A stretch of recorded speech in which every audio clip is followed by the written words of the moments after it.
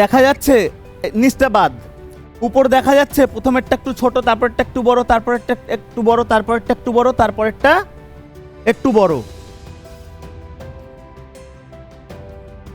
নিচে বাদ, প্রথমেরটা একটু ছোট, তারপরেরটা একটু বড়, তারপরেরটা একটু বড়, তারপরেরটা একটু বড়, তারপরেরটা একটু বড়। এটা কিন্তু আমাদের পুরো এখন একটা রিয়েল হেয়ার, আমরা ইমেজিন করছি। এখানটায় আমি সিঙ্গেল ধরেছি, কিন্তু তোমরা ইমেজিন করে নাও থিঙ্কিং এর মাধ্যমে এটা পুরো চুল রয়েছে। ক্লিয়ার? বোঝা যাচ্ছে? মাথার ভিতরে এসছে, এটা একটা মডেল চুল, দেখতে পাচ্ছ? আমার এইটুকু জায়গার বেস কোনটা? এটা হচ্ছে আমার বেজ। এরকম তো বেজ না, বেস কোন দিক? এই দিক। আমাদের এই অ্যাট ফার্স্ট এখান থেকে আমাদের নিতে হবে 0 ডিগ্রিতে গাইডলাইন। 0 ডিগ্রিতে গাইডলাইন মানে কোনটা? নিচের দিকে আসবে আমাদের। এটা আমরা এদিকটায় 180 ধরবো, এদিকটায় আমরা 0 ধরবো। গাইডলাইন বলতে সিম্পল।